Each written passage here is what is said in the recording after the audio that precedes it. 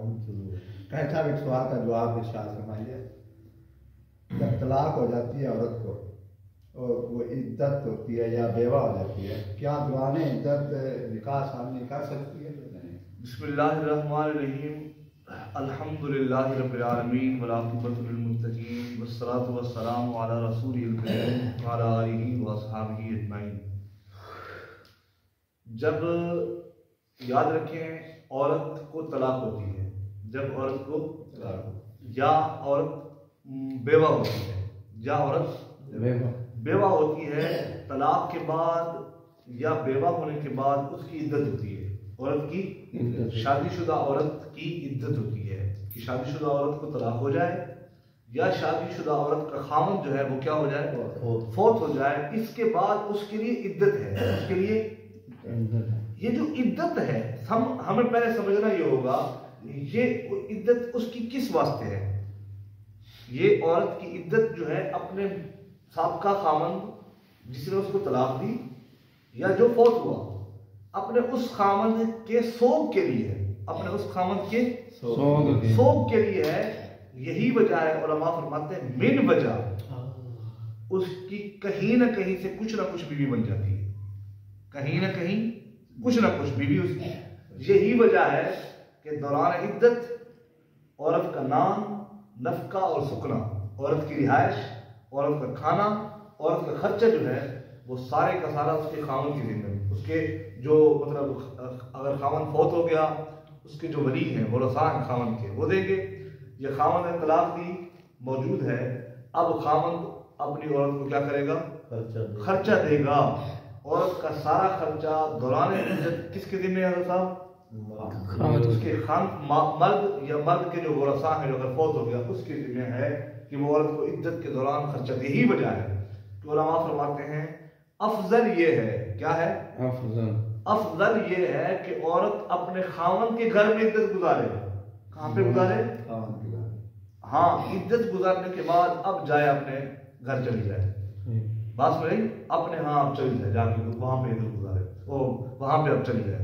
لیکن عدت کے دوران خاوند کے ذمہ ہے کہ وہ اس کو گھر لے کے دے، سیپریٹ علاقہ دے اس کو، اور سارے کا سارا خرچہ خود دے.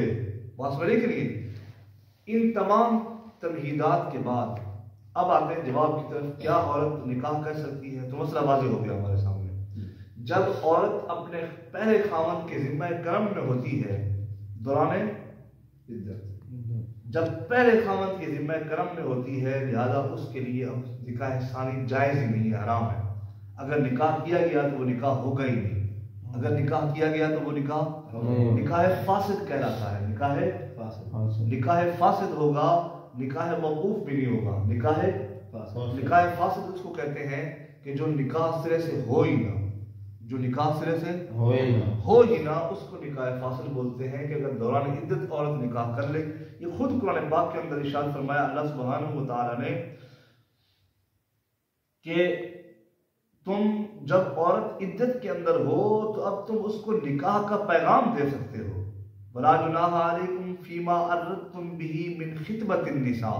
میں نے آپ کو ترجمے کے دوران گزارش کی تھی، ایک ہوتا ہے خطبہ، ایک ہوتا ہے خطبہ. خطبہ کہتے ہیں نکاح کے پیغام کو، نکاح کے پیغام اس عورت تک بھجوا دو کہ فلاں بندہ آپ سے نکاح کرنے کا خواہش مند ہے.